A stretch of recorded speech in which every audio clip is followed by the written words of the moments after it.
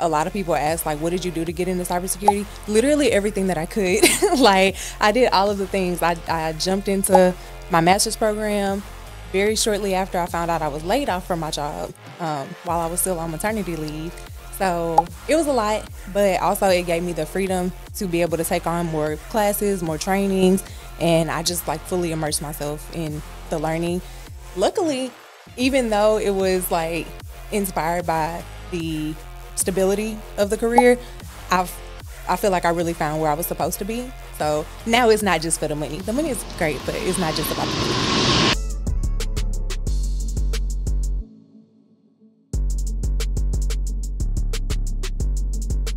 This video is being brought to you by Level Up in Tech. It's Q3 in 2024, but you still have time to get into the cloud. With the quick search for cloud in Indeed, you can see over 44,000 jobs are listed that is related or pertaining to the cloud. Now, that is a lot, but if you're watching this right now, you might be thinking, well, how do I learn the skills to get into the cloud? Well, we got you covered. Level Up in Tech is one of the best, if not the best, program related to getting people into the cloud. At Level Up in Tech, you can learn about server config and troubleshooting, the AWS cloud, infrastructure as code, CI/CD, scripting, containerization, and more. And also, they now also have a new multi-cloud AI engineering program that is dedicated to help you have the latest and greatest skills to help you be marketable in this tech market. They post more testimonials than almost any program that I could think of. Check them out. Now, if you're ready to start your cloud career today, then use the link in my description to go to levelupintech.com/tech so you can start your career. And plus, they'll know that I sent you. But on to the video. Welcome back to the TechTual Talk podcast. I'm your host, HD, and we got a lovely guest for y'all today. Her name is Devaney, and she traveled all the way down to Dallas to be with us today. But if you're listening to us on Apple Podcasts or Spotify, you know what to do. Follow us, leave us a comment, helps us out with the podcast metrics. And if you're watching us on YouTube, you know what to do. Subscribe, like, comment, do whatever. Hit that bell icon and hit all to be notified when we dropping our content. And I'm laughing, guys, because before we started, I was trying to make sure I did not butcher her name. And right when I said the intro, I actually messed her name up. But it's all good. We're going to get to it. We're going to get it. But Devaney, how you doing today? I'm great. How are you? Pretty good. Pretty good. How was your coffee? It was actually really good. There was a really cute little coffee shop across the street. Yeah. I ain't going to lie. Sometimes a cheat code, if people don't want to take pre-workout, just get you an iced coffee and then go to the gym. Mm-hmm. Maybe not an iced coffee. Iced coffee, for some reason, it doesn't do it for me. I don't know if it's my mind. I feel like to get energy, my coffee has to be hot. Really? Yeah. I got an espresso at home, but I really am. Oh, you bougie. Well, I guess. I mean, only because I want I got still a regular coffee maker, but I don't use anymore. But I've tried my hand to make my own iced coffee at home, and it's all right. It's not what it tastes like at the place, but I'm getting better at it. I'm talking about you. I literally use a French press. Like, I manually make my coffee. Exactly. Now, you the one that's bougie. I don't even know what a French press is. It's really nice. It changed the game on the coffee. The taste of it is very similar to like the Nespresso.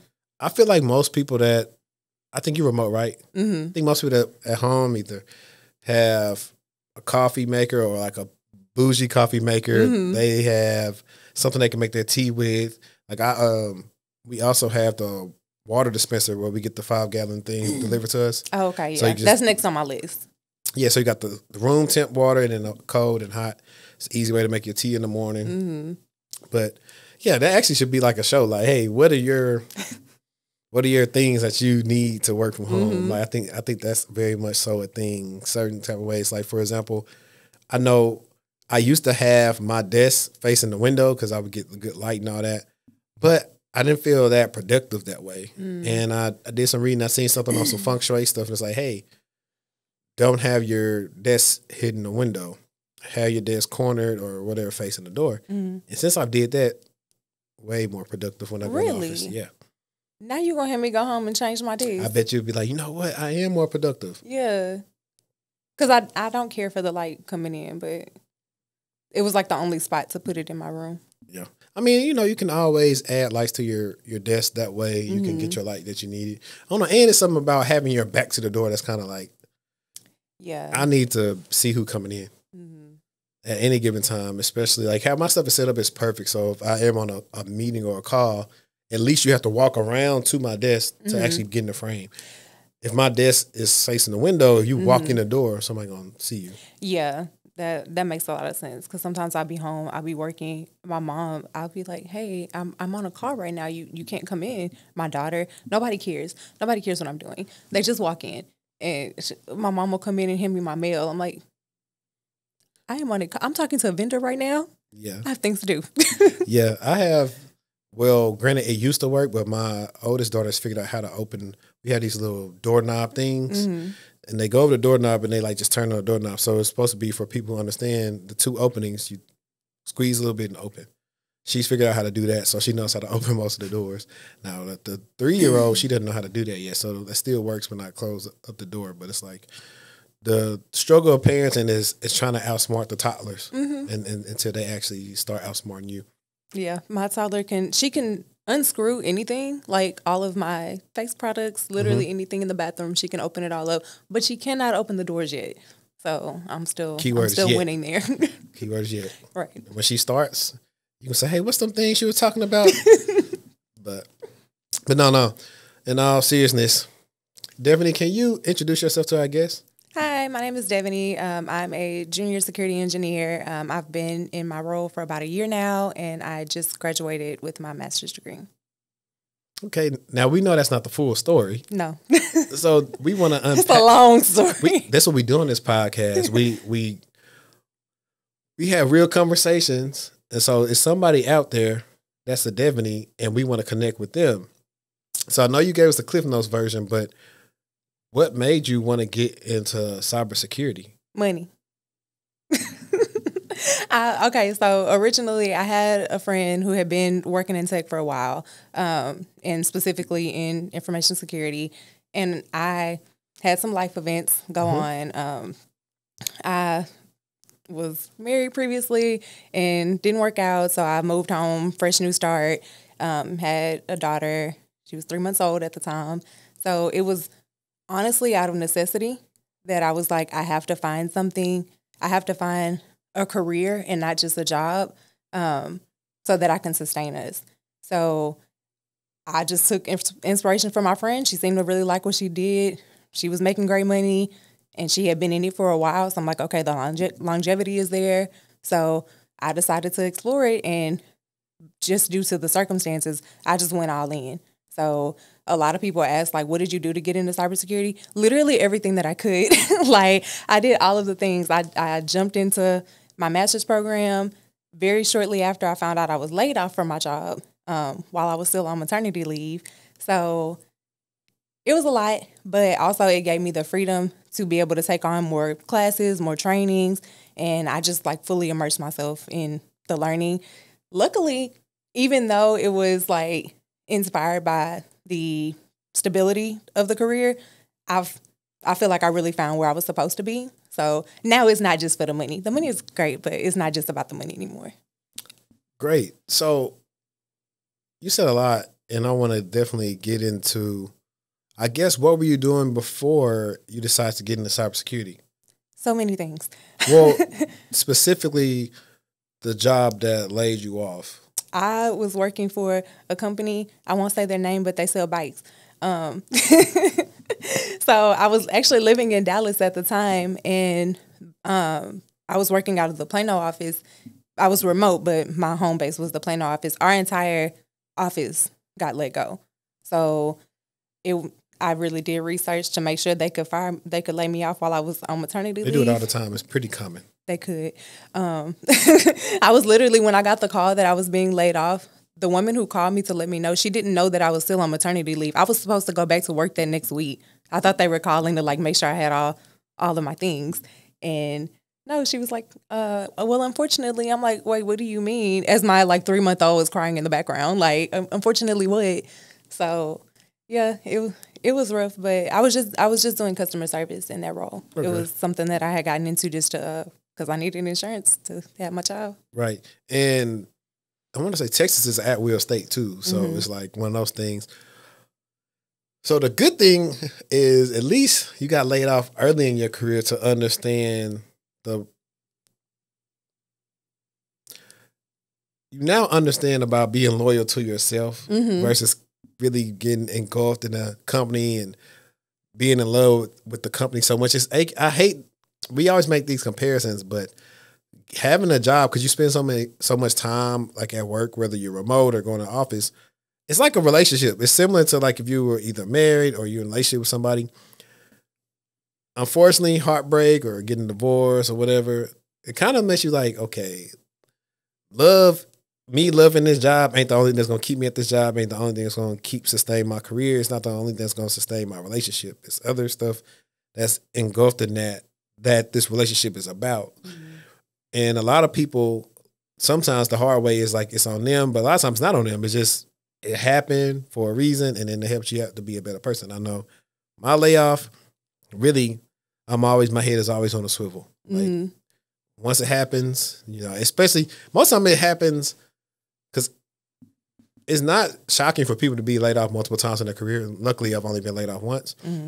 But most of the time, it's always a job you really like, or either it got something that you need. Like mine was my first security job that laid me off. Okay. And so I was like, dang, how could they or whatever? Like, I'm like, because you really are thinking like, hey, I'm doing the best work out of everybody. Why me? Well, that's the thing too. So I guess that experience, it taught me to, like you said, keep your head on a swivel, but also it taught me to make sure that I specialize in something that is, nothing is irreplaceable, but something that is hard to replace. So now where I'm focused at work is making sure I'm growing in the skill set that a lot of people don't have. Yeah. So we'll definitely delve into that. So you decide. So what was I know you got your master's. So what was your bachelor's in? Biology. Okay. I was pre-med when I was an undergrad. Did you like grow up watching Grey's Anatomy and stuff? No. No, I actually never wanted to be a doctor before actually being in college. My dad had gotten really sick. Oh, okay. So I spent a lot of time in hospitals and just watching like the care or treatment, lack of care with him. And I was just like, okay, like I see what y'all doing. I could do it better kind of thing. But after that whole experience, I realized that wasn't my passion. I had that passion for my father, not to do it as my career. Yeah. So I graduated and I was so deep in when I came to that realization that I just went ahead and finished the degree, but I didn't go to medical school. Yeah, no, I got you. I mean, at least you realize that. I don't be beating down on nurses or anybody in the medical field, but a lot of them are in it for the check and not because they want to help people. Exactly. And jobs like that, you need to be in there because you want to help people. Yeah. And after seeing that firsthand, I'm like, I could never do that. So another one of my very many jobs that I had before I got here, I was also a teacher. And that was another thing. So like, if you have a biology degree, you can't do anything with it but go back to school or teach. So I taught, and I taught fourth grade. It was not for me. And it was kind of the same sentiment. I'm like, okay, well, I can't, I wouldn't want to do anybody's child a disservice by teaching them or being in this position of leadership to children. And I know my heart's not in it. And my heart was not with the fourth grade. I loved them. They were my babies, but it was not to I teach. think we see a lot of teachers who heart not in it, but it's a check. Right. It's a check they know going to come on whatever. They get paid, monthly or semi-monthly? I think when I was there, it was monthly. So they get paid on the 1st or the 30th, whatever they get paid on. They off in the summer. They know they're going to get paid. And all of them is treating it like a job. Nothing more, nothing less. Which I can't blame them for because they don't get paid enough to kind of put up with what they got to put up with. So that's a whole nother thing when it comes to being a teacher. And my patience... My patience is short, so I don't think I'll be able to be a teacher. Yeah, it was definitely a huge learning curve with the patience for me, for sure. And I didn't have it. I wasn't built for it. I commend people out there that can do it. It was not for me. But yeah, the ones who are good and their hearts are in it, and that's the role that they should be in. I definitely believe they should be paid more. Right. Yeah, and then I recognize firsthand too with like the lack of care. People get like in hospitals and stuff like that. I know when my grandpa, when he got really sick, I stayed overnight. Well, I got to stay overnight with him at the whatever facility it was. And the nurse only came in there one time throughout the whole night. And I was to my mom and I said, hey, the nurse only came here once. I'm not like a qualified person to look after him. It was like I think he pulled his thing out his nose to breathe, and whatever medicine had my papa on, he was gone at the time. He was trying to go home because he didn't really know where he was. This is a lot going on. I was like, just think if people aren't here, people don't have their family members who come here. We know y'all not coming here seeing about these people, which is just one of them things. That's like, I think I told them, my parents, I was like, I'm better off, look, whenever y'all get sick, just having a house big enough to where y'all just come stay with me. We get somebody to come sit in our house with you versus wasting money and putting you in like what's that, like a nursing home before he like died? Whatever, I think like a nursing home. And I was like, yeah, I probably wouldn't waste money on that. Like, and they're really expensive. Like really, really, really expensive. Yeah. So, and to the care or lack of care that they receive there is crazy. A lot of people will start like those homes, like the assisted living homes, group homes, things like that. And again, goes back to like just doing it for the check. And that's never been me. And that's why when I started this, I thought that I was getting into a career that I could do just for a check. Like that's kind of what I went into this with. Like I had my daughter, and I'm like, okay, I need to be able to just go to work. I need to be able to learn a skill, be able to do my job, go do my job, and go home and have a life. And then I jumped into cybersecurity, and now like this is my whole life. This is all I do. Yeah. And that's the thing. So there's this thing, I don't know if you're on Twitter or not. Off and on. So a lot of times years ago on Twitter and everything, there were these talks about you need to be passionate about your job, and people saying, well, you don't need to be passionate and this and that. I was like, it's like a middle point. I would hope somebody's passionate about what they want to do because it's going to help them stay good at it. Because granted, I think you're at a newer company. But if you ever leave that company and go to a company that's been established for 50, 60, 70, almost 100 years, you're going to see some of the people that's been there for a long time, that passion been long gone. And they just getting their check. And I think everybody eventually gets there when they realize like it is what it is, that this company's nothing going to change. I don't feel like interviewing no more. I got a good enough salary. My kids are grown out the house. My house paid off. I got retirement. Look, I'm doing this until like, I think these are very much so human things they care about. But I think when you're starting off, you can't afford that luxury because a lot of times, well, at least I don't see anywhere where people may be at a company for a super long time anymore unless it's a government type of job. I just don't see it possible anymore. I think those days are gone of us sitting around for a very long time. But we tell people, when you get in this industry, you better make sure that you're staying current and you're learning everything. Because one of the main questions they ask the newbies is, hey, how do you keep up with the threats? How do you stay current? So I just said all that to say, like, you're definitely right. That's how it gets you. Like, you think, oh, because everybody saw, oh, I'm working remote. I'm making $150,000. I'm going to get my nails done. I'm going to get pedicures and massages. So that's what everybody saw because that was the good grift during the pandemic. Because that's what you show on the TikTok. That's what, that's what gets views. That's what gets clicks. Like that. This is the tech lifestyle. It look good, but you don't see me in my room studying at 1:30 in the morning because I just put my baby to bed. Y'all don't see that part. Yeah. And to be honest, most of the people that's doing the lifestyle content were people that was not in like technical like security roles. It was a lot of people that was either doing recruiting or tech sales or something else. It was just cool to say, yeah, I took my meeting down by the beach or whatever. It's like, you ain't see nobody say, hey, this is what happened when you got woke up out of your sleep at 3:30 in the morning because you're on call and it's an incident on a Saturday. So the time you got it off and your little girl was 3 months, what year was this, 2020, 2021? 2022. Okay, 2022. August of 2022 is pretty much when I say my start was. Okay. So what made you choose, I guess, the education route? It was just because, and I'm gonna be candid right here or whatever, so I don't take any offense to it.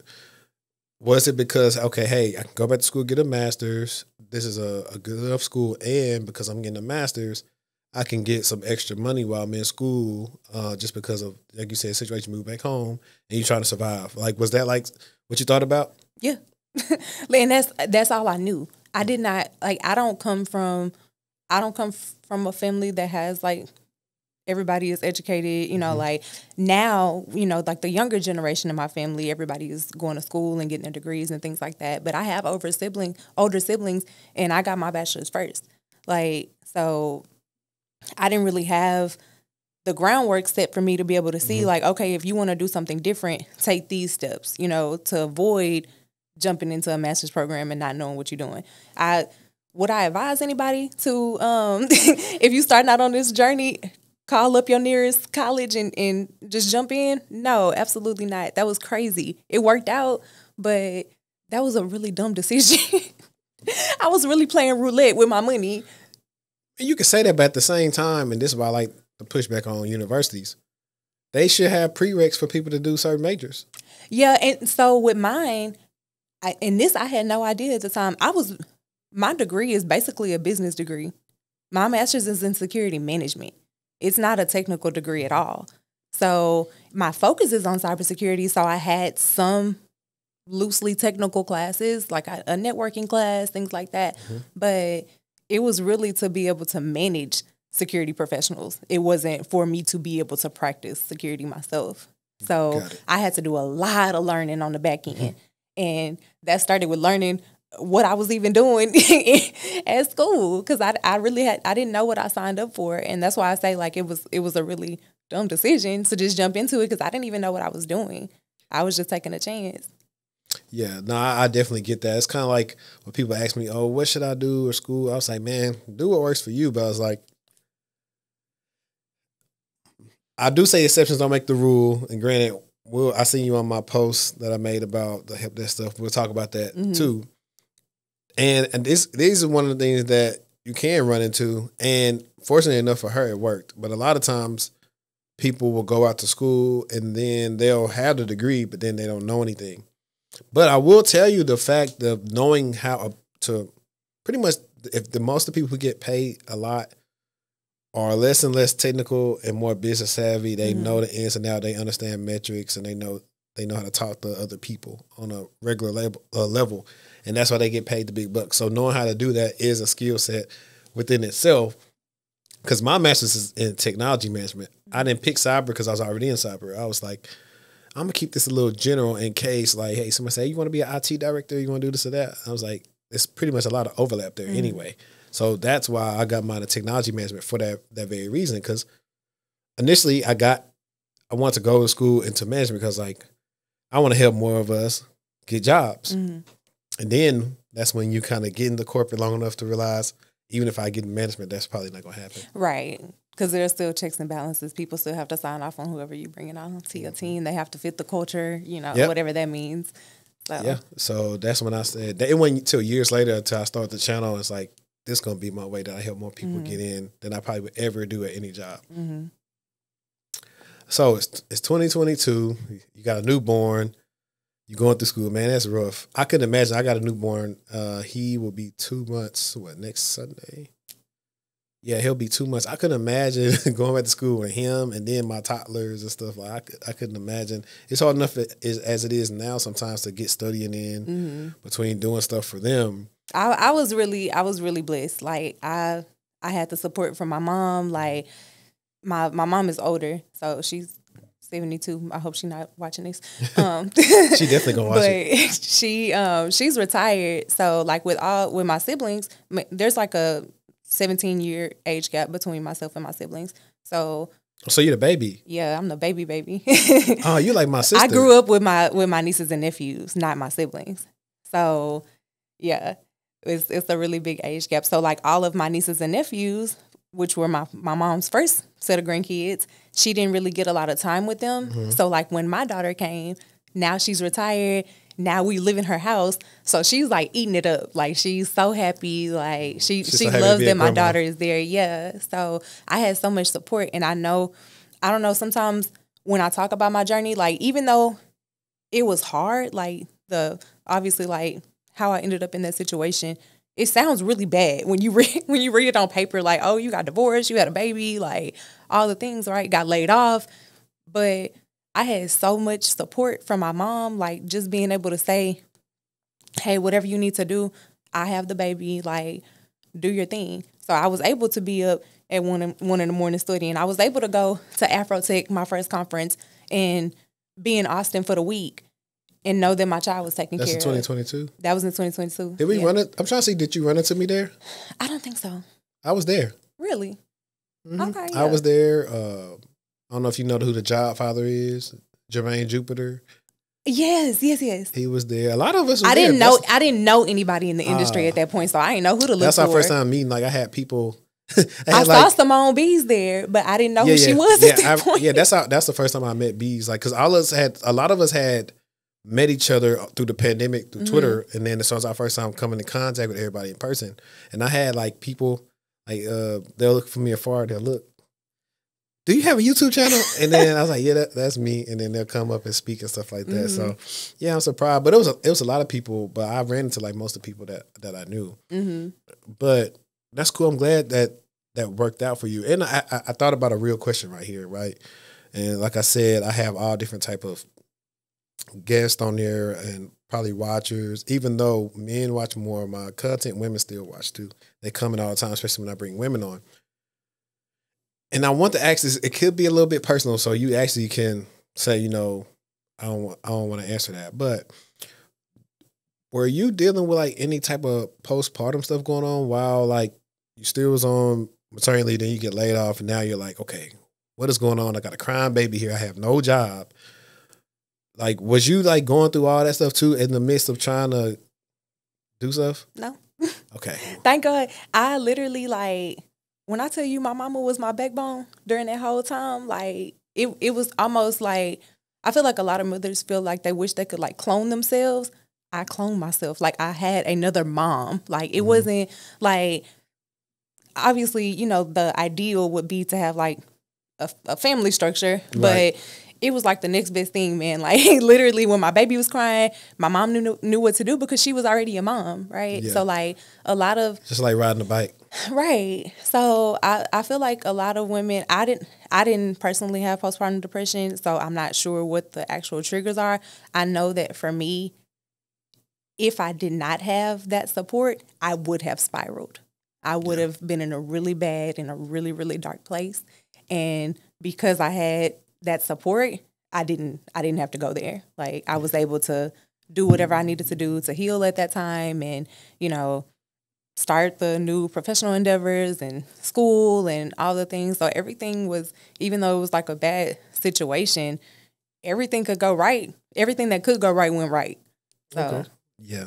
It's funny because like talking to you, it sounded like a mix of my baby sister and my mom. My mom had me because I'm my oldest. She still was staying with my grandparents at the time. And my grandmother at the time was, of course, she had her 6 kids and then she was a nurse. But she was like, Granny had you spoiled. I'd be asleep. You be crying. She come in and feed you and change you and put you back down. You be asleep. Like, so stuff like that. So she definitely, I think, but on both sides, that's kind of like how my family was. It was very helpful with my mom and the kids, whether, once I was way older before they started having kids. So like I'm 12, 13, and 16 years older than my siblings. Mm-hmm. So that's why I said, when you say my sister, I feel like she going to be you. Like, well, now that I got kids or whatever, mom is having a blast with them because they like are, I think I might be the same. I'm trying to see when it comes to parents. Like my mom started over with her when she was 40. My mom had me at 40. Yeah, so y'all literally gonna be the same. Like they right now, like I mess with them all the time. I said, Mom, y'all really Kim and Nikki Parker from the Parkers. But no, that's pretty cool that good experience like that. And that's why I think like one of the things like family is important. That's why I do say like it's that village thing because it's I don't gonna lie, on us it's pretty tough because it's just me and her and then the kids. Like we have some family, like some friends out here, but it's not the same as if we was in our hometown. Hometown much different. You know what I'm saying? You can't, because that's the hardest thing. You can't even like think about it. Like I'm different. Like we grew up like family watching this. We didn't have any strange like babysitters or stuff coming to the house. Like I'm very different. I don't even know how to. My kids are young, so I still don't even know how to feel about like having a babysitter come to the house one day. I don't know. So that seems like some white people stuff to me. I think and that's the thing. I think it's cultural. I think in our community, it feels like you wear a badge of honor because you did it by yourself. Like, and for me, like when people ask, what's my biggest advice for people who are in like my situation, like single mothers that are doing this, take the help. When it's offered, take the help. Like, nobody is going to give you a reward because you suffered the most while you did it. Like, if you're looking for the same outcome, whether you have help while you're doing it or you don't, you're still going to make it. Like, so if you have somebody that can help you, or you have resources that you could be seeking out to find help, do that. Like, if there's a babysitter that can come, do your due diligence and, make sure that they're qualified, do what you can. But you don't win a prize for suffering the most. Like, so for me, like in my situation, when I moved home, when I moved back to my mom's house, I was like, okay, I gotta work my behind off and make sure that in 6 months I can move out of here, because I didn't want anybody to look at me like, oh, you in your 30s and you live with your mom. And yeah, my mama love having me there. It's her favorite. So I could leave, and right now financially I'm in a position where I could sustain myself and my child and everything, but make it harder on myself for what? Yeah. I mean, I ain't gonna lie, I wouldn't care. Like, if I had the opportunity to, by all means, I'd be moved in. Like, I mean, I have an auntie out here. When I first moved out here, I moved in with her. So I was like, shoot, if I had to go move in with her, bring the kids and everybody, she'd be happy because it's just her at the house. But I think that's actually like very sound advice, because people do. I think they always feel like they got something to prove. No, I don't need no help. I'm super strong. But you can say you did it by yourself, and then what does that get you? And I think in a way that makes some people, I don't say jaded, but in some way, like when you don't want to receive help, it make it very hard for you to receive help. Like going down the line, I don't need no help. I can do this on my own, or your expectations on others is kind of different because you feel like everybody can do stuff like you, but everybody can't handle stuff the way you can. And then I think that's when the people be like, well, why you can't do this? I'm a single mom, I do this, and this. You can't even do this. That's some of the things that you run into just because they've made themselves become superwoman. And now superwoman has like super level expectations, whether it's from friends, family members, or, a person of interest. So, but this is not the dating show. But so what made you want to, I guess, or who told you, hey, you should start going to conferences and things of that nature? Nobody. When I first started, I got into LinkedIn and I just started kind of researching, like, where do I need to be? Who do I need to talk to? Like, because I knew I didn't have anybody to ask, right? My friend that was already in information security, she wasn't like out there like that, like going to conferences and like networking and stuff. She had already established herself. So she, not to say you don't need it, but she was secure. So I'm like, I need to find people who need it. I need to find people who need the help so I can be around them so we can find it together. So I found out about Afrotech. I went, I want to say, I didn't get a scholarship to that one. I just got a student ticket that year. But it definitely introduced me to the need to network. Like, that was literally, right now, if anybody asks me how to start a career in tech, how to start a career in cybersecurity, I'm always going to talk about networking. And that was really where the push came from. Yeah, that's what Greg and I talked about 2 episodes ago. It was about the way to fast track yourself to get into cybersecurity is networking, having a good mentor, having the skills to get in. And they can break down barriers that none of your degrees and certifications can do. Because all that's it's not hearsay, like it is an accomplishment, but nothing works better than you saying, okay, hey, I'm thinking about leaving my company. I see you work for company XYZ and I see they got a role here. And I do good work at the company. I've helped this team out a lot.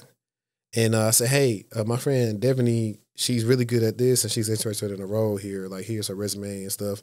And a lot of times that fast tracks you for a recruiter to call you and get her a possible interview. And if you nail it, you got a job quickly.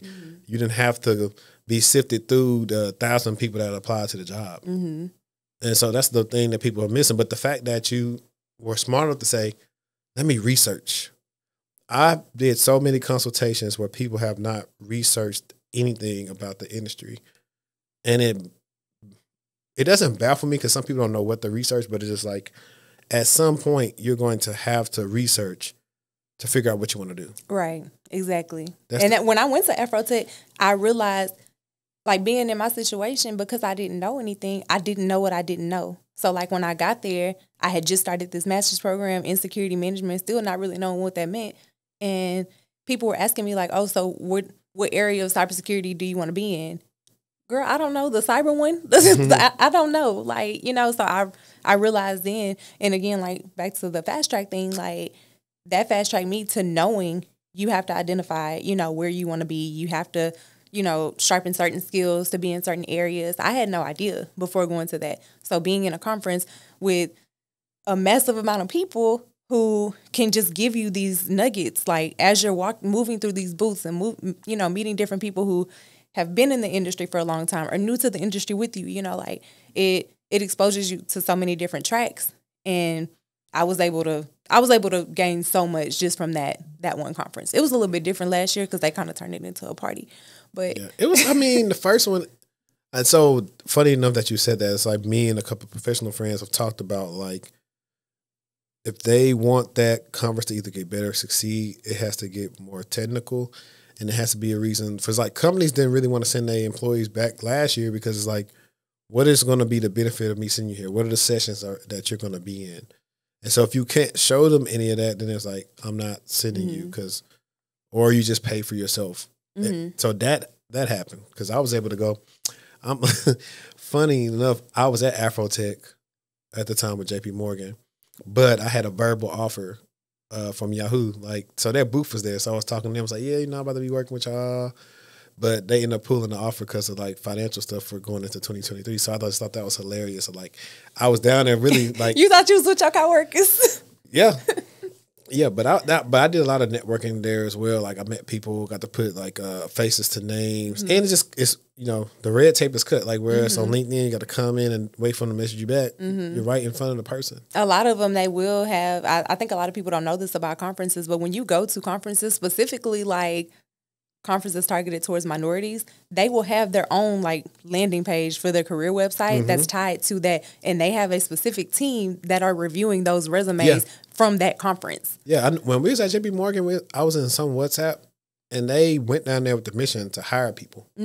So in certain situations like that, they are trying to hire people. That's why you saw all these big booths competing like with each other, and Amazon had the best booth that year. Yeah, the Amazon booth was really nice. I met somebody from AWS, and he became one of my initial mentors. Okay. So he was kind of like telling me everything that I needed to do. I met people from Palo Alto. Like, they had a cool booth too. They had a really cool booth, and all their people are always cool. I love going to their booths. But yeah, it was really helpful. Palo Alto cool, but they was wild in that DEF CON. I did not see them. What's that Black Cat? Oh, I know what you're talking about with the controversy. Okay, yeah. They was wild. I didn't go to that one. I didn't go to that after party. They gotta apologize because that was wild. Now, you're in school. This is gonna be a 2-part question. Okay. What class was the first class you took that made you like, man, I don't know if I want to do this? And then what class made you say, oh yeah, I could do this? So, because you said I got in, I ain't really know nothing. I'm having to look up stuff outside of class to figure out what I'm doing. What class was that? The first class that I was kind of like, it was definitely my networking course. It was like networking plus like a security plus foundations. It didn't make me. I never questioned if I could do it. It was just more so like bringing to my attention how much I did not know. Right. And I was like, wow, like I really got myself into something here. Like, it's not going to be easy. You know, it is going to take a lot of dedication. And at that point, I think I got in at a good time where I was mentally ready and like just having that need for my family's sake to, you know, to make this work. That all played into me being able to successfully finish. I finished my master's with a 4.0. But everything, you know, everything worked out how it should. So the class didn't scare me. I was meeting, at that time, my professor was offering like Saturday study sessions just apart from class, like on his own time, for us to study for Security Plus. Like, it was a really good time. So that one kind of scared me, especially because we were doing like, we did a project with firewalls, and it was basically like configuring a firewall.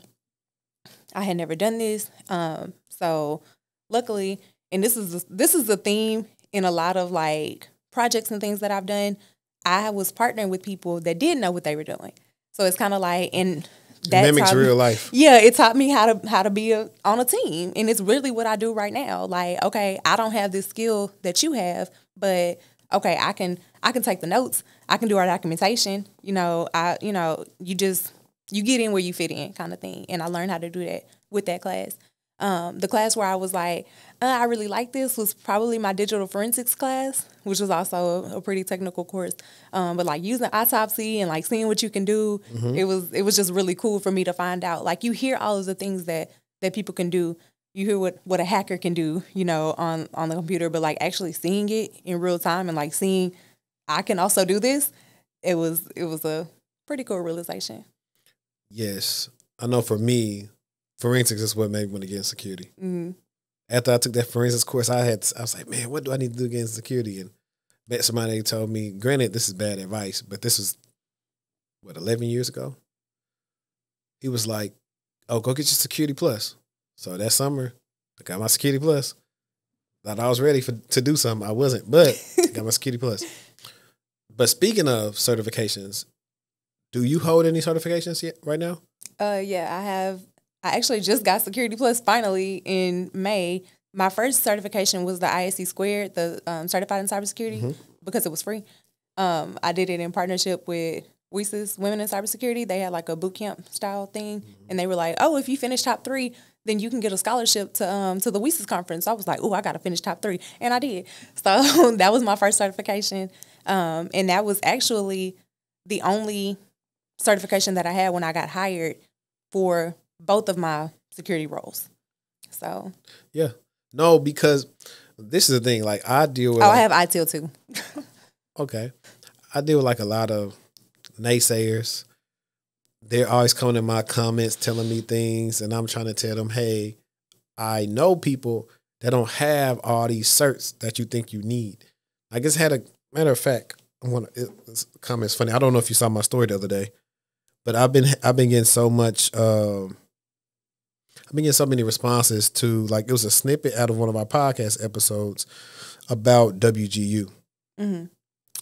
And we pretty much chopped it up to where my friend Tavion was reacting to a video of this guy who got a cybersecurity degree from WGU and said he couldn't find a job. And we were talking about how WGU is really a better school built for people who have experience, who just need to check out the checkbox. Mm-hmm. And then you should have heard everybody crying in the comments, and I'm like, did y'all listen to the video or y'all just want to be mad? Because I'm like, I'm telling you as a professional, having all those certifications don't benefit you. Mm-hmm. But I actually want to read, where's that comment the man said? It was pretty funny.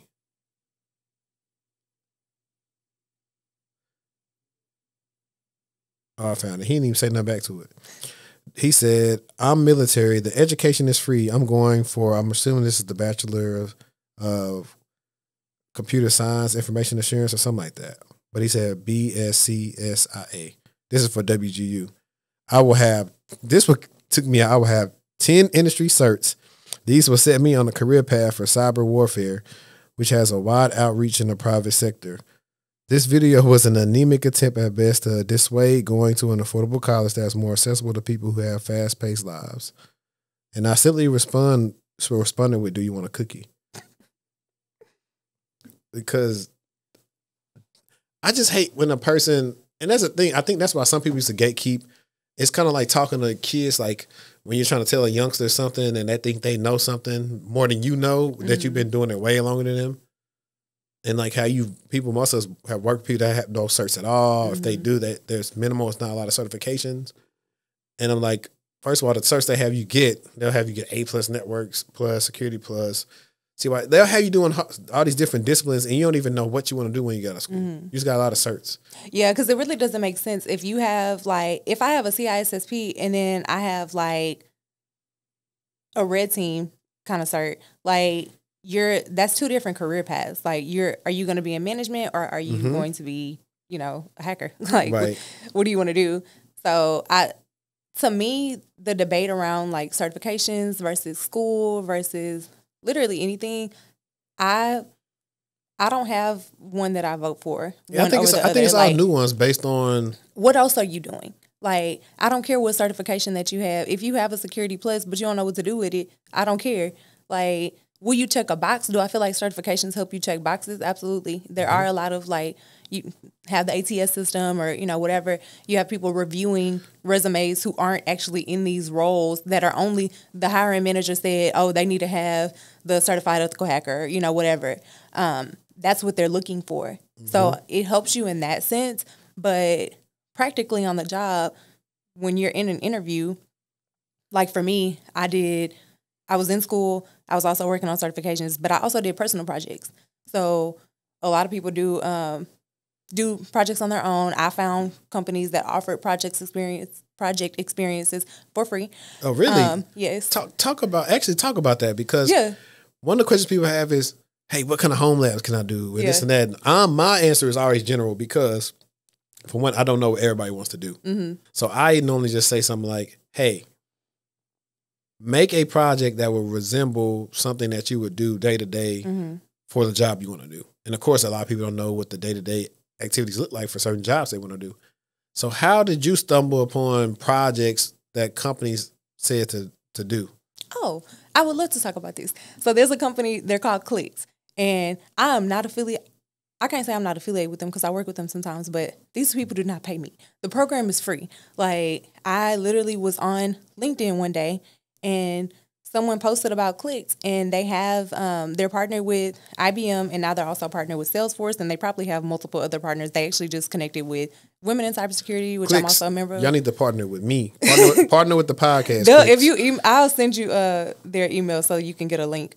Cool. But I mean, it's a free program, so I promise you I'm not getting nothing out of saying this, but I found out about them. They offer like project experiences where you can do shadow sessions. So like you can do like a day in the life of a cybersecurity analyst. They have like where you can see practically what's happening in these roles. You're not just hearing about them and like what you need to know to do them. You're seeing what's actually happening, behind the curtain. So the shadow sessions are really cool. I did the project sprints, and they're offered in cohorts where it's like 3 weeks, and they partner you with, it's like 5 of y'all at the start. How many at the finish? By the end, I know in my first one, like we had people that kind of were tacked on at the very end because their entire group left them, and it was just only one person, so they came into our group. But you do, like the first one that I did was performing a vulnerability assessment as a security analyst, and it was because they're partnered with IBM. We had real data, and it was based. The first one was based on the Uber breach, and so we were basically given the scenario with like dummy data, and basically told like, okay, how would you investigate this? Like, go ahead and do your vulnerability assessment, and they walk you through the steps, but they don't spoon feed everything to you. They don't handhold you through the entire process. Like, there's a lot of like, you have to go out and they're going to give you the information, but you got to find out what to do with it. So it taught me how to use like Mmap and Wireshark and like all those things that you would hear about that I'm learning, what is this for my Security Plus? But then here doing this project, I can actually see hands-on how to use it. And again, I was partnered with somebody who had just finished like a SANS training, and he was actually an instructor for the company after for a while, but he knew what he was doing. So he was like showing us, okay, this is what you do with this. So it's a really good learning experience, again, for me to figure out how much I did not know. And yeah, it worked out for me. So I did 2 of those sprints, and that just going through that program for free, I put all that on my LinkedIn as I went. That's a really big key for me. Like, everything that you do, make sure you post and make sure you're talking about it. Like, people be like, how do you get all these opportunities? Because everything that I do, somebody knows about it. Mm-hmm. It's not just hiding on my resume, for whatever random jobs that I apply to. Everybody is going to know what I'm doing. So when I finished Clicks, I posted the certification that they gave me on LinkedIn. And that was all I had. But in my first initial interviews for my 2 roles that I've held in security so far, that was the only experience that I could talk about. Mm-hmm. But that still gave me a benefit over other candidates because I had practical experience. Just listening to your story, you were going to be successful no matter what path you went down, because you are good at doing the big P, and that's preparation. a lot of people, it's like you, it's not a Bible podcast, seek and ye shall find. That's what you did. Mm-hmm. A lot of people are waiting on a magical answer to tell them, oh, you should do this and this. But I'm pretty sure that thing, when you found clicks, did it just start off by you just typing in cybersecurity projects or something? I wasn't typing in cybersecurity projects, but I really was deep into the cybersecurity community on LinkedIn. So I had my timeline on LinkedIn was curated for any opportunity that was coming up for anybody that wanted to get into cybersecurity. I was going to see it. Yeah. So I was on LinkedIn like that was my job. Facebook, Instagram, that was gone. I was on LinkedIn all day long. So you was dedicated. Yeah. But you know what's funny? In the way that LinkedIn can work for you, Twitter can service that as well. Mm-hmm. I've known people who've gotten jobs off of Twitter based off like what they post about and whatever. But no, when students, whenever y'all see this, or clients, I'm sorry, y'all not students, y'all clients. Whenever you see this, or future clients, when you go about showing and broadcasting what you're knowing, and I tell these people all the time about branding, and I say, hey, I'm not telling you to brand as an influencer. I'm telling you to simply brand yourself as a person that's pivoting into cybersecurity, what you're learning about, showing your personality and your passion behind it. Because sometimes when it comes to you, I've showed them this plenty of times. There have been times I applied to jobs and I'm like, you know what? I really like this company. Let me see if I follow anybody that works there, or let me see if I can find who's on that team that works there, which I've done both. And based off of my content and based on what I post on LinkedIn, these people say, oh, you'll be a great addition to the team. Let me tell the hiring managers or whatever. So if you are doing all these things on your LinkedIn, just starting off, and now somebody goes to check like your thing, if you sent them a message, it's like, oh, this person is, they serious. They trying to get to it. We need people like this here. And that's when people want to help you. But if you don't have anything on your LinkedIn, but you stay and you want to do something, and it's already hard enough to prove what you know, it's going to be harder for you to get a referral or somebody to even want to help out. So all I'm trying to say is you don't have to mimic what she did, but you need to do some of it. That's actually, like what you said, is exactly how I got my job right now. Literally from me posting all the organizations that I'm a part of, all of the everything that I participate in, all the accomplishments, just along my entire journey, everything is posted. So when somebody is looking for a certain skill set, if I match that skill set and I come up because it's posted on my profile, my current manager was looking for someone who was involved in organizations. They had actually, he was in communication with another WiCyS member who was going to have my job, and she ended up, she got like her dream job, so she was no longer in the running for the role. But she was like, hey, check out somebody who's a member of WiCyS. I started a WiCyS chapter at my campus. So when you type in, let me see who in WiCyS, I'm the one that come up. All I hear is Reese's right now. It's WiCyS, Women in Cybersecurity, and it's pronounced WiCyS, like we sisters. Okay, I see. I never knew how it was pronounced. Like I said, I met two. A lot of people say WiCyS, but it's WiCyS, like we sisters. Yeah, I met two of your we sisters a couple months ago. But no, that's cool, man. My manager wrote me. He asked me to apply for this job. Like, I didn't apply. And so he found me. That's one of the other reasons why I do want to be in management, so I can say I'm gonna pull somebody in here. If y'all ain't gonna get right, it's not a regret because I didn't really have the opportunity to sign off for people getting hired. Like one of my jobs I really loved, but our analysts was all men, and that's the other thing that used to be hard too. It used to be hard to find the women interested in doing some of these jobs, or the applicants. I always wanted a woman to be on the team. I was like, I don't care if they white, black, or brown or whatever. They're going to show them all up, and they're going to have to either get with it or get lost because they was too lazy for me. And I was like, I need somebody who's going to act like they got to pay for baby formula on my team. I said, I need that. I never got it on that team, and it's hard to get really anywhere because it's so male dominated. And that's a good point. So like you have men who are similar to yourself that want more women, who are allies for women in cybersecurity, and want to promote the diversity. But you also, on the other end, have to look at the culture that you're bringing that woman into.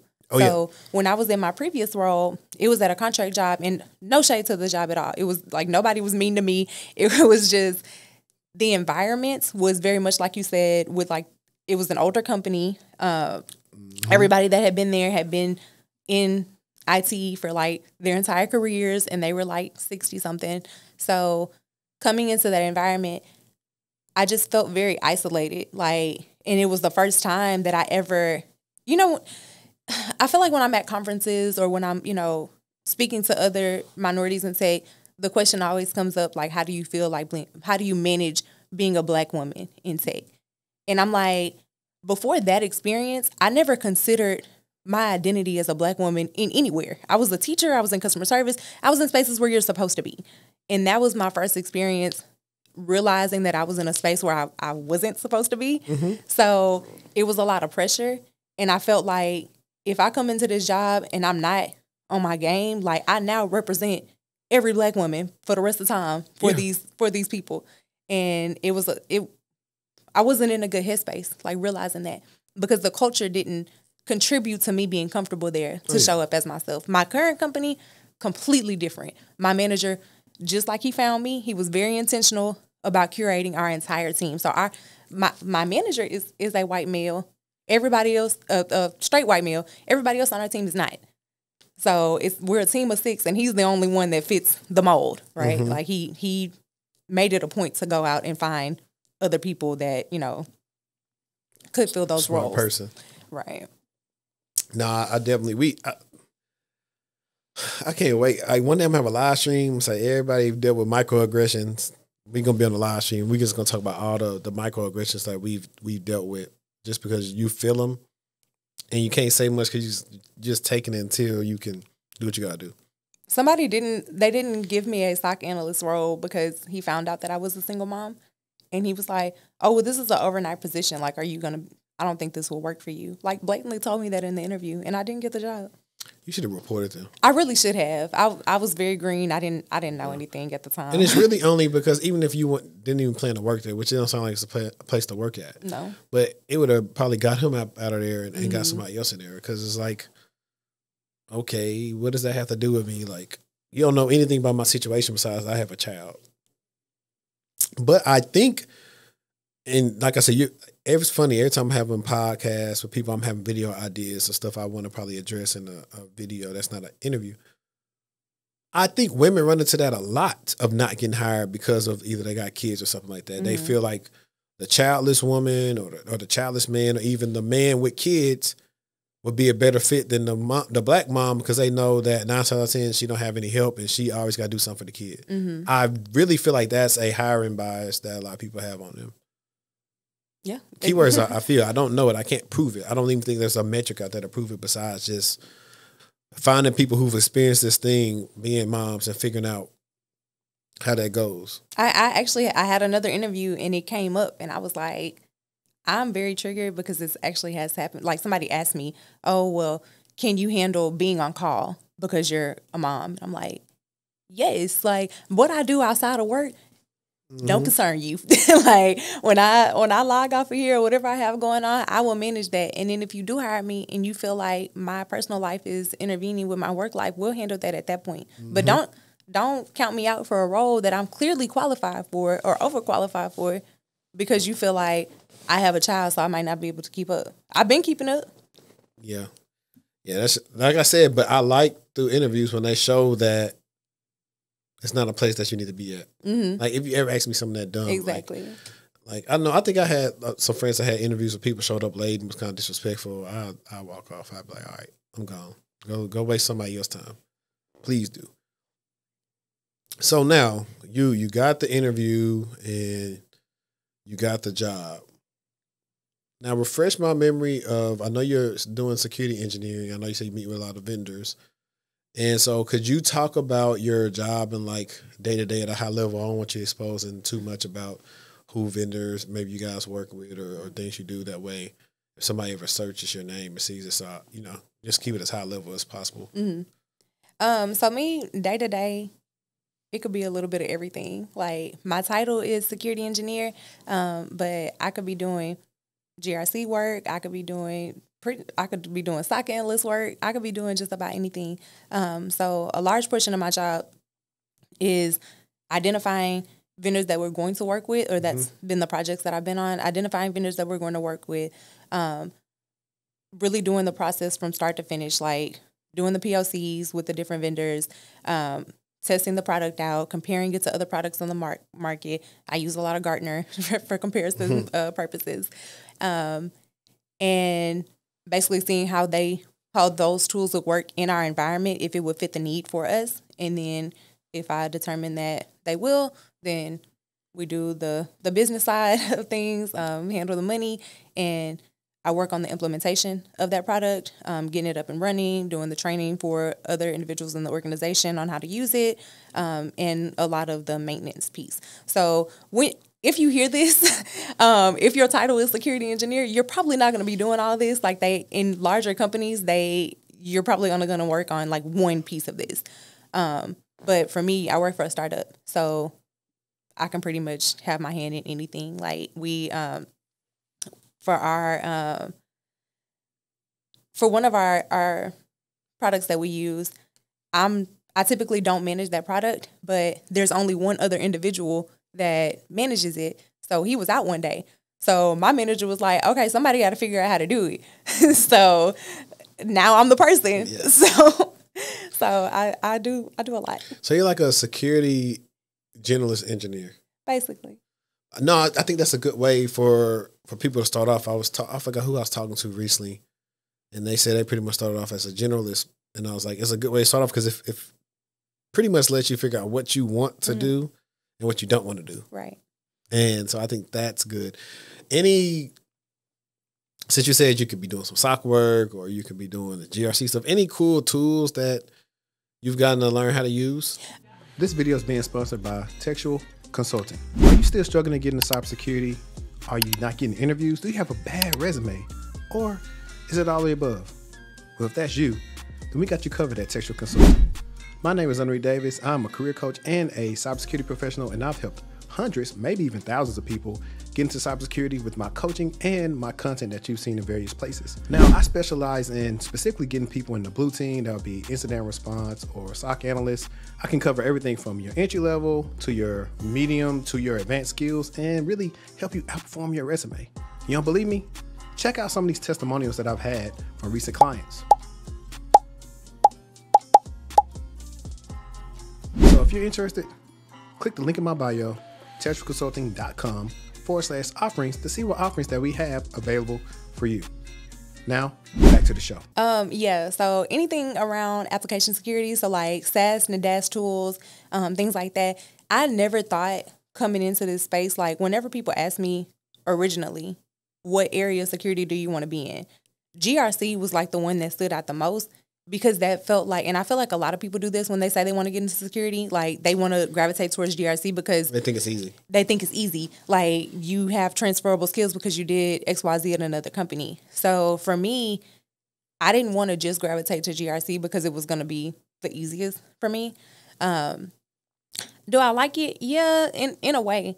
But I'm actually really fascinated by the application security, product security side. But I do not know how to code. So that opened up a whole new can of worms because now I have to learn how to do that in order to explore this whole other subset. So whenever they say you don't need a code to be in cyber, that's not always true. You should probably learn just in case. Well, you're bringing up another point. Most people are fixating on the easiest things for us to do. They're never saying, hey, go do this so you can do this hard role. Because you know why? They know it would take time for the person to do it. A lot of times people are trying to sell people to do different things. Like for me, I do tell people to get in the GRC sometimes on the call, but it's not because it's easy. I'll tell them sometimes I feel like their skill set much lines up with it, and it'll be easier for you probably to do this versus, like you said, want to be a SOC analyst. So nobody has no skills. They got to go through, maybe they want to do the blue team level 1. They want to do this SIM project and all these other things. And now they got to learn about all these different domains. And not only that, be confident and be good at it in the interview. And a lot of people aren't good at that. And so I've remember people that's have law backgrounds, so they did them. So I was like, it's like, you're doing an audit right here, sir. Right. And I'm like, you need to go ahead and skedaddle right there and figure out that jargon and you don't know. I don't think there's anything wrong with that. I don't think there's anything wrong with starting in the space where your skills are the most transferable. But I do now see the error in being complacent and then staying there just because it's easy. Like if you got into security in a GRC role because that was the door that opened for you, that makes sense. But don't cut yourself off from the technical side of things just because you feel like you can't do it. Free Code Camp is right there.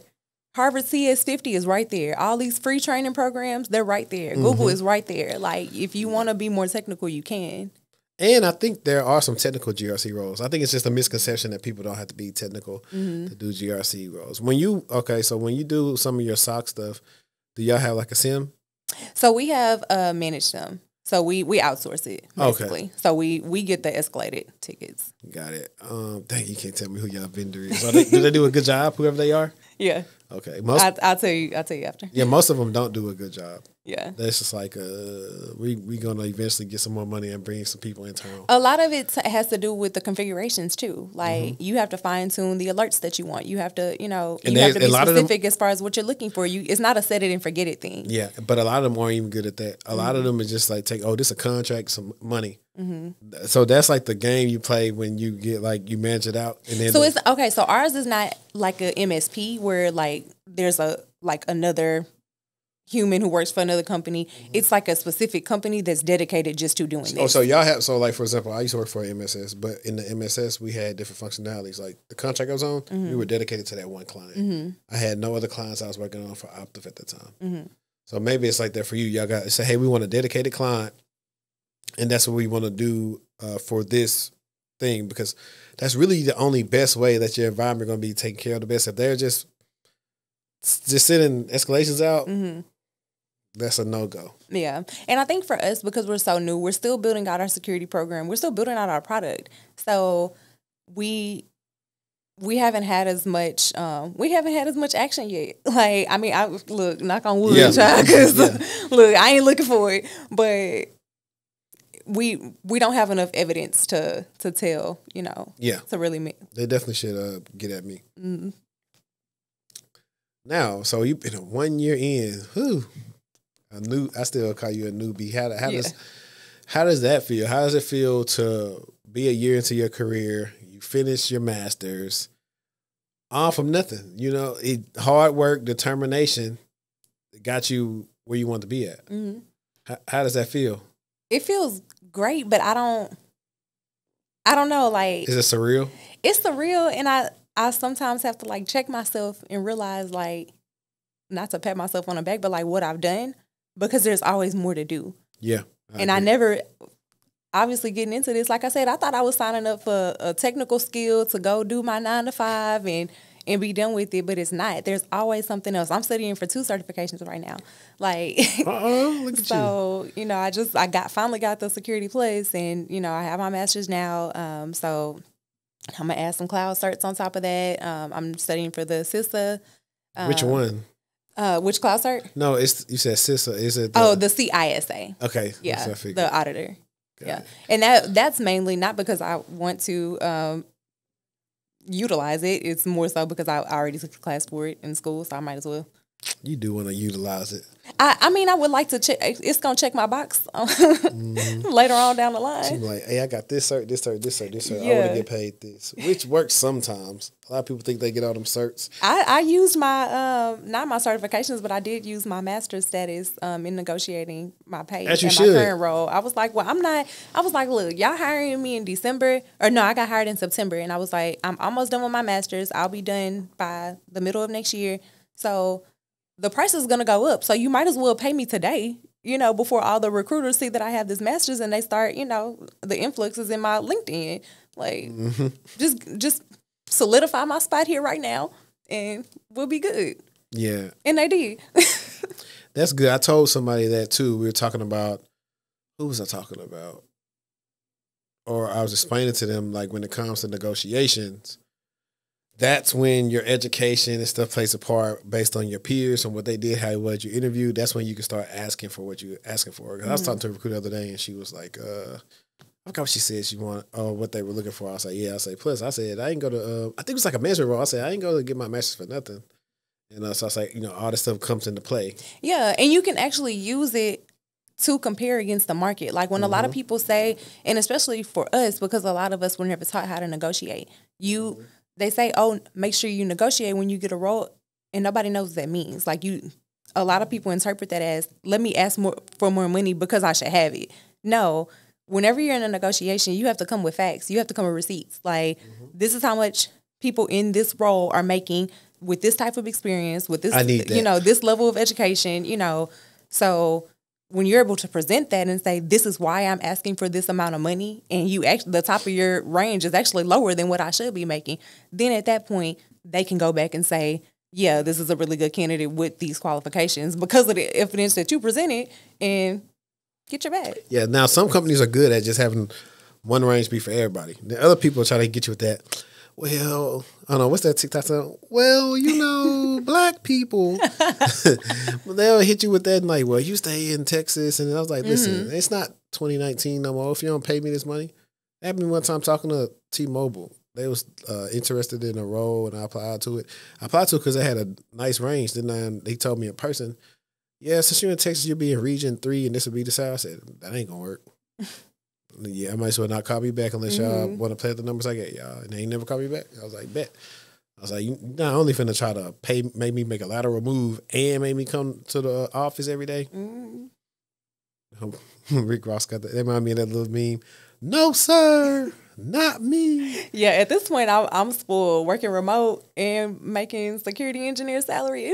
I say all the time, it would take a good amount of change to get me to come about this house. Yeah, and you getting California pay, so that's really what's got you spoiled. Well, they also do the regions. So like I was told that if I was in San Francisco, because when I went to San Francisco, I didn't want to come back. So I told my manager, and he was like, "Well, if you move, they'll give you a cost of living increase." I think you just saying it just because you was there though. I loved it. The weather, like I've only been to Burbank. Okay, yeah, that's where my brother used to live. In Burbank. Yeah, I used to. Well, I didn't work for Disney, but Disney was our client. So, no, it was really nice, and just being able to like go out onto the beach in LA or like the pier in San Francisco, it was really nice. It overlooks the water and it overlooks that one prison. I can't remember the name of it. In San Francisco? Yeah. I don't know. I ain't never been to San Fran. Somebody in the comments will say the name of it, because my sister called me and she was like, "Oh, do you see the prison?" And I'm like, I didn't know that's what I was looking at, but yeah. Did you go? It's like beautiful. You know they have like them steep hills and stuff like that. Like, yes. Did you see that? And I got in a driverless car. Oh, the Waymo? The Waymo, yeah, they're all over the city. They can't go on the highways, so I felt better about that. I think Waymo is good, especially if Waymo really wants to make that bread. I think they may have I think they're smart. I think they do got a niche when they're saying, "Hey, we want to help your kids get home from school." You know, people don't feel comfortable with people riding the car with their kids, so it's what you call it. And if Waymo say, "Hey, you know what? We'll be the cars that help the ladies get home from the club and stuff." That will be a good selling point. They're finna take some market share from them if they can make sure stuff don't crash and there's enough bandwidth and all that other stuff. Uber and Lyft, they better watch out. Yeah. It's when I first saw it, when I got to San Francisco, because they're everywhere, like literally everywhere you turn, they're there. And I was like, I'm not getting in the car without a driver, but I ended up in one. That ride was a little bit cheaper than the Uber and the Lyft, so. Yeah, that's because they getting that data. But like, hey, same way that drivers, if I have a rig with somebody that's driverless, I'm definitely getting paid. So like, the upside of being in a Waymo, again, my Uber driver, from the airport to the hotel, this man got road rage with somebody in the car next to us. Like, he cut the guy off. The guy like honked the horn at him. He pulled up next to the guy and was like eyeing him in his car. And I'm like, sir, do that on your own time. Right. So in the Waymo, I don't got to worry about that. Right. Nobody has to talk to me. I don't have to have a small talk. I don't mind it. Sometimes if, the car ain't stinking. I remember one time we got in an Uber. It smelled like baby diapers. It was stinking. We reported that. I had never reported an Uber ride before that person. I couldn't. I said, ain't no way your car supposed to be smelling like this. You're supposed to be working for these people. I've gotten in some that smell like armpits, smell like smoke. Yeah. A whole mess. The Waymo was very clean. This is not a promotion for Waymo. It was just a fun time. Waymo, it is a promotion for you. Like I said, I'm going to send this to whoever Get the bag by any means. Yes, whoever does social media marketing for Waymo, y'all will be seeing this clip. I'm gonna put it in somebody's inbox. We'll get somebody over there to you. So you named pretty much like all your functionality, which is cool. I think you're setting yourself up to have a promising career. What do you want to, I remember you shared this with me. I know what you want to do after this role. And so I know you're working on the code. What else are you working on to ensure that that's probably like your next role to do? Right now I'm really focused in on the application security. So I went to Black Hat a few weeks ago, and I met Tanya Jenka, who wrote the book Bob and Alice Learn Application Security. I don't know who that is, so you have to share that. Yeah, she had a community called We Hack Purple. Her ad is She Hacks Purple. Also, this is not a promotion, but like my friend said, I'm gonna put the book right here. So I actually got her book for free from going to the conference, and I started reading it on the plane ride back. And it was really good. It was focused around like how to do application security, what that means, how to grow an application security program. And I'm in a really good position right now with my role being in a startup because I can build out our application security program. So that's kind of where my focus is right now, learning what I need to do application security, and also how to build that and expand that in my organization and be able to have like that as my baby at my company. Yeah. I mean, at least the fact that you got, resources that you can reach out to, I think that makes it like perfect for you to do. So I didn't ask you this, and I really asked this because like you said it's about the money, you said it's about the check. And you gloated a little bit that you're getting this California money or this Texas money, and you don't have to tell us specifically numbers or whatever. You can just use a range so you can be high level. Because you know what happens. Somebody in your family or something going to see this. I'm going through a divorce. So I'm not going to say exactly how much I make, but... Don't say it at all. Listen, she worked for free. Right. I'm poor. Please help me. Because their show be like, I know one of my homies, he did the show, and now everybody just think he got it. Because when we talked the name of the show, I'm like... All I'm going to say is it's worth it. Yeah. That's what I'm going to say. It's worth it. That's good. And there's a lot of room for growth also. I'm making more money than I ever made in my whole life. This is a life-changing career opportunity. And it's something that it's one of those things like you say, oh, I want to be successful. Oh, I want to, have this amount of money. I want to have the nice cars. I want to, do all the things. And you say that's what you want. But coming from where I'm from, a lot of people don't get it. Like, it's just a want. It's just something we talk about, as we're sitting, in our mediocre homes with our mediocre jobs. Like, I guess I wanted it for myself, but I never really saw it for myself. So now that I'm here. Why do you think you didn't never see it for yourself? I didn't see nobody else do it. I'm glad you said that. Like, I just shot an episode with shout out my boy D'Amico Chambers, the Cloud Tech Big Unk. We were talking about that. We were talking about one of the reasons for the show, the exposure of the various different things you can do, and whether it's cybersecurity, tech, any type of domain that's tech related, what you can do, especially for Black people. What we typically know what those median salaries and average salaries is in the Black families, and what they do and don't see. And basically most of them are impoverished or in the poverty line, especially with inflation the way it's set up now.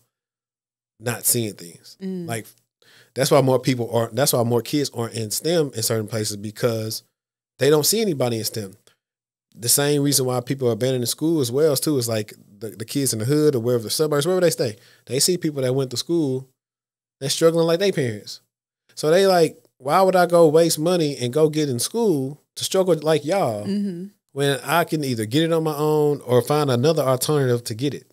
And that's why some of them are in the field. So when I come through and hopefully a young, 10, 15, 16, 17-year-old comes through here and see some of my past episodes of me having people on there that's seeded networks of like, $1 million or making 200, 300, 400K in a year, and they did it just from hard work and sacrificing and setting themselves up the right way.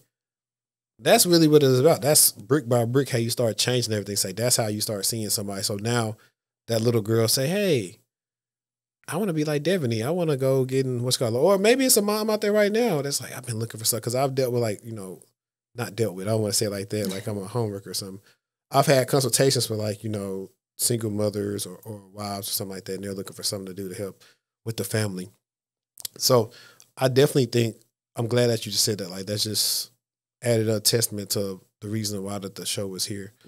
And people can just see it. Because once you see it, you can believe it. Like for me, like you said, meager homes, when I moved out here 8 years ago to where my aunt stays in Little Elm, I was like, hold on, I don't see no hood. Everybody got cars and garages, they grass up kept. I changed my mindset of what I thought. Like I know going through school, I think I said, I wanted to make like $80,000. To me, that was a lot coming from where I came from. My parents ain't never make no $80,000. My first job, when I got my first like contract role in security, it was $65,000. That was the most money I ever made, and I was like, "Wow, like people just out here living like this."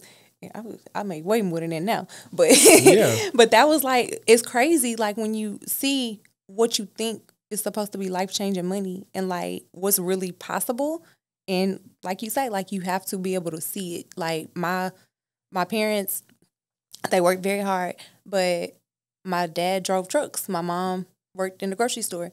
So I had a limited view of what was possible. So blue collar view. But I mean, that's in the same vein about that. That's the whole reason why that I respect the working man and woman's dollar, because it's like, it ain't easy. When anybody book a service or something with me, I respect it. You didn't have to spend no money with me. You don't just have this money lying around to waste with me. So I always try to make sure somebody get their worth when it comes to me, because I come from that. Come from a dad, cement mason, mom used to work at Walmart, now works in childcare. I'm not too out of touch. Like recently, shout out to Charleston White. That little Yachty, he out of touch with reality, homie. He been rich a little too long. He don't know what he's talking about. I'm kind of scared about his mindset. Like he said that, but it's a lot of people, when I see these difference and various opinions. That was a good impersonation. Thank you. I've been working on my impersonations for real, because I see everybody impersonating him. So I might even title that short, Charleston White talks about Lil Yachty in education. But no, in all seriousness though, I see these absurd conversations on Twitter and everywhere else, and people are talking like crazy. I do see some form of it being elitism. People used to say that a lot of veterans, like I'll be on year 11 of my career next year. So the things that we tell people, the newer people were trying to say we were gatekeeping. It's not. Like I still have a viral tweet that said, hey, people want 6-figure tech jobs without 6-figure skills. And people said I was gatekeeping, but I'm like, I'm just telling you, like, it's the truth. I was like, a lot of the people that got hired in 2021, 2022, whatever, they got laid off and they still trying to shake back. Because some companies, like the big fame companies, they hire people just so the talent, the competitor can have them, and then they laid them off. Wow. Yeah. So all that stuff happens, and people just want the shortcuts to success. But I'm telling you, you won't be able to sustain it. It's like a person. Most people who probably hit the lotto probably go broke. Most athletes and NBA players, a lot of them, they go broke. Because in a sense, it's kind of a shortcut to a lot of money. Whereas a lot of people who go little by little of earning their money, they are much better with their money. So you've been praying for, $100,000 job, $150,000 job. You came in, it's the $50,000 you got now. What you gonna do with $150,000? And lifestyle creep is real. Oh yeah, it's so real. Oh yeah. Like some days I'm like, I'll look at how much I have in my check after I pay my bills, and I'm like, dang, all I have is XYZ left over after I paid all these bills. And I'm like, it was months where I wouldn't have anything left over. Or I would be in the negative. Like, I got to check myself. Like, Yeah, I think what's the thing called, like, it's either called survivor's remorse or some of the other stuff. A lot of people who hit hard times or got laid off, something like that, what happens when you start making a lot more money, sometimes you feel guilty for spending your money. You don't want to spend it. You always feel like maybe tomorrow's the day they say, hey, we don't need your services no more.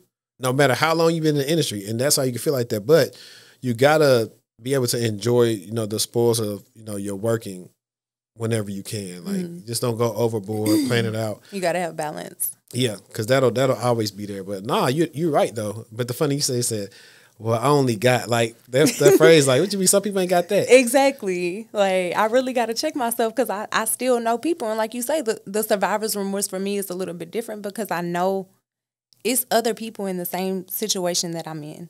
I know other single moms, or I know other moms, you know, just with families that would love to have, you know, my job and, you know, my salary and all these things. And it's like, I see how hard they work and I feel guilty because like I'm playing with my friends in San Francisco and my company. Like, I feel guilty sometimes, like, that other people in this situation don't have this. Yeah. I don't feel guilty because I work hard for it. And I don't feel guilty because I've tried to tell people who don't have it what they need to do to get it, and they don't want to listen. Yeah. And so that's also true. That's one of the most frustrating things of telling somebody, hey, like 4 years ago, hey, y'all need to get into this. Mm-hmm. But then you see them a year or two after that, they frustrating about, no, the companies ain't hiring in the area, or they only got a $2 raise or something. You know, it's like, it's the whole little horse to water. Like, I have people call me all the time, like, and they will list out their list of excuses as to why they can't do XYZ thing that I've done. And I'm like, that's when, I'm going to play my single mama card. Like, I got a baby sitting right here with me. I'm doing this by myself. Like, not by myself. I tell y'all my mama be helping me. But, I mean, you're the one that's cracking open the books and studying. Exactly. Like, you know, my situation is not ideal. You know, everybody wants to wait on ideal circumstances to make a move. You cannot. Like, nothing about me getting into this field, getting into this industry, nothing was ideal, but I did it because it had to be done. So when you call me with excuses about why you can't do it and you're in a better situation than me, like, I don't want to hear it. I don't want to hear an excuse. My brothers, I'm like, you're childless and you got way more free time than I got. What's your excuse? I wish I would have had a mentor my age to tell me. If I had somebody give me the play-by-play, I'd be so up right now. 10 years ago. Literally. Like, and I will. Like, it's frustrating because I don't no more. You got to show me. You have to show me you're worth my time. So, like, one of my good friends who's more like a little brother in himself, years ago, him, two of my other younger cousins, I put them in the group because I knew they all want to do some tech stuff. I'm telling them what to do. Out of blood, he's the only person that responded. So he's the one that initially started getting more of my time and actually saying, yo, I'm doing this, or I just got the job doing this and all this stuff. And now to see him now, it's because he listened. Mm-hmm. Or the same thing when you was talking about what you was posting on LinkedIn and everything else. Like, every time I'm going to bring up Dayspring probably to the day I die in 2020, the stuff he was doing I think he might have been 19 or 20 at the time. He was blogging, talking about his experiences, journeys. When he reached out to me, it was valuing when he reached out to me and made me say he was going to be pretty much like, you know, a mentee. I was like, all them things like work. You only going to get out what you put in. Mm-hmm. And I know we coming back to something that we talked about earlier, but it's like everything is a circle. It's going to be a time, and you probably already got some now, but you'll probably end up finding more mentees just because you're like, man, they out here, they trying to get it. Yeah. And that's what makes, like you say, that's what makes you want to work harder and go harder for your mentees that you see actually doing it. Because I have so many people that come and they want the information. You want to waste my time and have me tell you for an hour about how I got into cybersecurity and then I never hear from you again. That's draining, and I'm not doing it. So didn't you already make a video on that? I think I made a TikTok, but I'm gonna put it on my YouTube. Yeah, too. just make a video, and that, like, when people, because I actually, it kind of grinds my gears a little bit when people hit me up and like, oh, how'd you get in cybersecurity? And you're not looking at my LinkedIn and saying, oh, I'm a content creator. Let me see if he created content on that. I sent him a playlist that says cybersecurity journey. And I'm like, here you go. Yeah. And that's why I started getting more on the side of like creating content and stuff like that, just to have a place to say like, okay, this is where you can start. Like, if you come to me and you want to know how to get into cybersecurity, you better know what cybersecurity is. You better know, you better have some kind of foundation. And if you don't, I'm going to send you to go get that foundation before I invest my time into you. No, hey, that's facts. Let me ask you this: what is something that you wish I would have asked you that I didn't ask you? I feel like you covered all the bases. I guess like the importance of like organizations, because that's something really big for me. That's been a really big part of my journey. Let's talk about that, because I've actually been. I know WiCyS. Mm-hmm. They put us in a group with some people, and I definitely they got a good presence out here. I actually want to do some more work with them. But yeah, let's talk about that, and I guess how either somebody can start an organization in that area, or how do they find out the good ones to join. Yeah, so a lot of the organizations that I'm a member of, so what I did, because I was a student, so that goes back to like the benefit of being in school. You do get a lot of perks that you wouldn't get if you don't have a .edu address. So for me, being a student, I was able to join all of these organizations for like $20 a year. And I was able to kind of like trial and test out which ones I got the most value from, which ones worked for me in my life, which ones was doing a little bit too much. Like, because it is a level of involvement that you have to have when you sign up for these things, or that you should, because you don't want to just be, blindly signing up for a slew of organizations, and then you're not going to uphold your commitments by being a part of the organization. So I joined Women in Cybersecurity. That was the first one that I joined, and I started a chapter at my school. Honestly, the chapter that I started didn't really go anywhere because I was virtual, and a lot of people that were in my classes, they had children and lives and everything, and they just weren't as invested in doing all the things like I was. So I was kind of by myself in that. But WiCyS is an international organization, so they have an international presence. They have a yearly conference, but then they also have a Dallas chapter. They have a Houston affiliate chapter, and the student chapters. So you can join one of your local chapters and also join WiCyS national. So that was one of the first ones I did, and I gained a lot of access to resources that I would have never found out about. Like I found out about Last Mile organization, who their mission, they help cybersecurity students at 2-year, 4-year colleges, basically with the obstacles that are not specifically school related. Like, okay, yeah, if you're in school, you can get a scholarship, but they're probably going to send that money to the school. You'll never get access to it. If you get too much, they'll take it back. So with Last Mile, during my transition before I got my first job, they actually awarded me a grant because my car wasn't working. Like I needed new tires for my car. Like I didn't have insurance for months. Like I was going through like a personal obstacle, and they were able to grant me money to get through life to be able to continue my education. So I found that through WiCyS. The ISC Squared Bootcamp, did that through them. I'm also a member of NSBE, National Society of Black Engineers. So they have a yearly conference. I got a scholarship through them. And these are like, when I say it's money out here, like when you go looking for it. So I applied to, actually I found out about NSBE through the Houston chapter scholarship. And then I joined NSBE National, and I got a bigger scholarship the next year.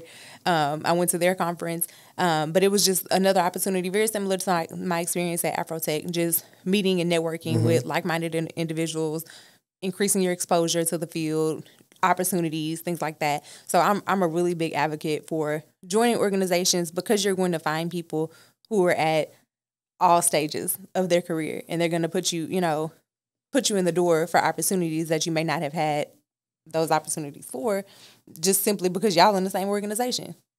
Yeah, that's cool. I hope y'all took the notes on that, because I'm like, hold on, I should have hit them up years ago when I was like, it's not too late.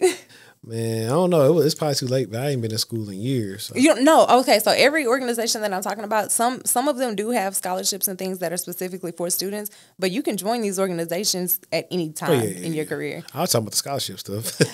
Well, some of them, even with WiCyS, like the opportunities that they have, they're not just for students. Okay. So like I'm doing the SANS training scholarship cohort that they have going on. So they're partnered with SANS to, it's like in levels. So the first stage is like a capture the flag event, and then they do like a try hack me, and then you have to do like the normal like SANS questionnaire that they put you through to get into any of their like free training scholarship classes. So I'm doing that, and I'm technically no longer a student, but I'm a member of WiCyS, so I have access to that training. You know, them SANS trainings, 10 G's. Yeah, at minimum. And those certifications hold weight. They're very well respected. Yeah, I have some instances where the company didn't want to talk to me if I didn't have a certain SANS cert. And they was paying money. They was paying that job, if somebody was to work that job probably for a year, I think that job would pay them like $300K just for that certification they wanted. Like, so there is money to be made. Now, here's my last question. Are you a movie person? No. What are you? Like, what's your stick? I'm going to find the angle. I'm so boring. Outside of studying, what you do when you come off of air? Sometimes I go to sleep. Okay. Memory foam? Play with my daughter. Memory foam pillow? A memory foam pillow. Do I have one? Yeah. No. All right. I was going to ask you something funny. Like, for me, I sleep. Well, most of us in the house now, we sleep with like rain sounds, or white noise, brown noise. Okay, yeah, white noise is a thing. Man, you ever, since you're a parent, I bet you didn't deal with this before. You never tried to put your daughter to sleep for their nap and then you end up going to sleep with her? All the time. So my daughter, unfortunately, I've conditioned her to co-sleep with me. So now I redid our entire guest room, and I made that her room. The walls are pink. She has a nice house bed. I was like, oh yeah, she's really gonna want to sleep in here by herself. No, she doesn't care. So I go in there to put her to sleep at night so I can go study afterwards, and I fall asleep with her. Yeah, you just fall asleep with her, and then you get up out of there and just leave her in there. Mm-hmm. Yeah, I never end up getting up. So you got to get up. You got to get up, and then eventually she'll be like, okay, this is my room. Mm-hmm. And if she wake up at night, she'll probably cry a little bit, look around. She'll go back to sleep. Mm-hmm. Ain't nothing wrong with her. She ain't wet. She fed. She'll go back to sleep. Mm-hmm. It took us a minute for my baby girl, but like, man, I said, she finna stop fooling us. Get in this bed, go sleep, girl. But guys, I hope you really enjoyed this episode. And Patreon people, of course, they're going to watch it first. So support the Patreon. Devaney, where can they follow you at? My Instagram is now at DevTalksTech. I ain't really talked about a lot of tech on there yet, but I'm about to start. Y'all hold me accountable. DevTalksTech, are they allowed to find you on LinkedIn? You can find me on LinkedIn at Devaney Nelson. All right, and I will have those in the description. We use that so the listeners can know how to find her. But like I always say, until next time, we out. Peace.